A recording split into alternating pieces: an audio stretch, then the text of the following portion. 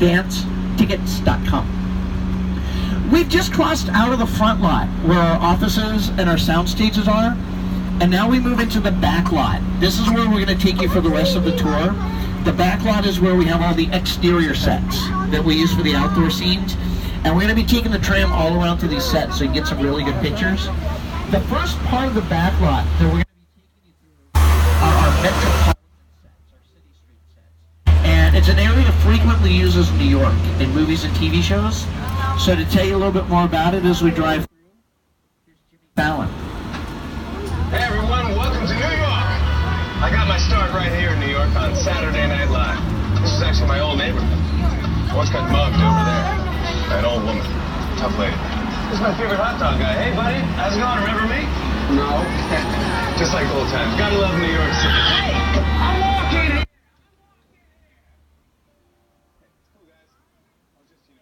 Just walking there. So it's not exactly New York, but a lot of times when you see New York in the movies, it was shot right here on the Universal Metro sets. If you can make it here, you can make it any. Even if you make it here on the Universal lot.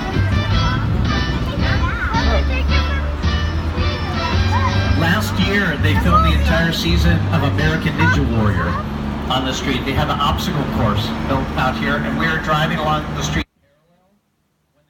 And so sometimes we would stop the tram and just watch the contestants run the obstacle course. Lately, Colony has been filming out in this part of the back lot. The Mindy Project uses it all the time. Last week it was being used for Angie Tribeca. And some of the movies that have filmed out here. The Spider-Man films with Tobey Maguire. The Amazing Spider-Man with Andrew Garfield. The first Captain America. Captain America, the first Avenger, used it as Brooklyn. The sets were dressed up to look like the 1940s. And just a couple months ago, Sully, out in theaters with Tom Hanks. That film takes place in New York, but they shot some of the scenes out here. That movie's directed by Clint Eastwood. As we head up the hill to the next part of the studio, oh wait a minute, are they? Hold on, we just got punked by that VIP trolley. So we're gonna head up the hill here in just a second. The interesting thing about most of these sets that we're driving past on the tour, most of them are not full buildings, they're facades. They're outer shells. They'll build the fronts of the sets, they'll build the sides of the sets. Most of these buildings are empty on the inside. So if you're watching a movie or a TV show and you see an actor or an actress walk through the front door of one of these buildings, as soon as they walk through the door and close it, they cut. On another day, they go inside of a sound stage and they do the interior scenes inside the stages, because in those buildings they have better control over the weather, lighting, and sound effects. And even though we call this part of our backlot New York Street, it can really be dressed up to look like different cities and different states. It was recently used as Chicago in Live by Night with Ben Affleck. It was also used as Chicago many years ago in one of my favorite comedies, The Blues Brothers, with John Belushi and Dan Aykroyd. When the Pinto fell and we saw it land and make this big hole in the street, that was on the back lot. We dropped it from a crane. You dig like that in Chicago, not a good idea.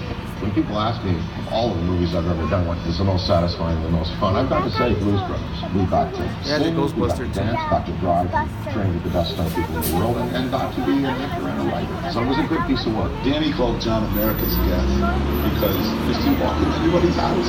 During the shooting of the movie, John was missing, we couldn't find him. Danny went off looking for him and saw a light on in his one house and knocked on it.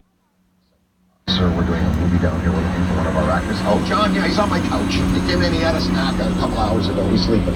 He was America's guest, I mean, literally that.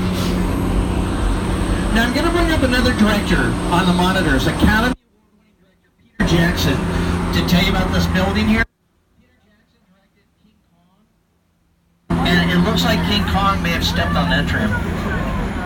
It's the original King Kong that made me want to direct movies. I saw that movie on TV when I was about 8 or 9 years old, and I wanted to become a filmmaker. I like films that just take you away from your real life. Kong literally does it. You're on board the ship, you're sailing to a lost island, you're encountering monsters and creatures from prehistoric times. So I was thrilled with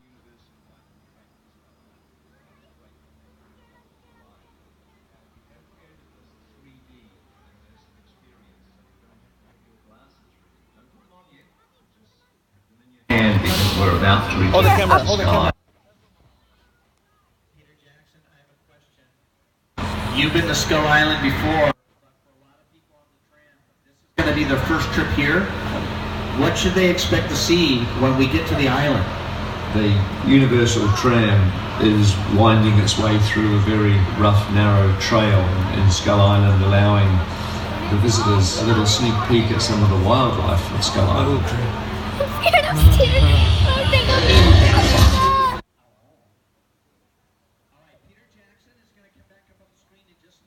He'll let you know when it's time to put on the 3D glasses, so you don't need to put them on just yet.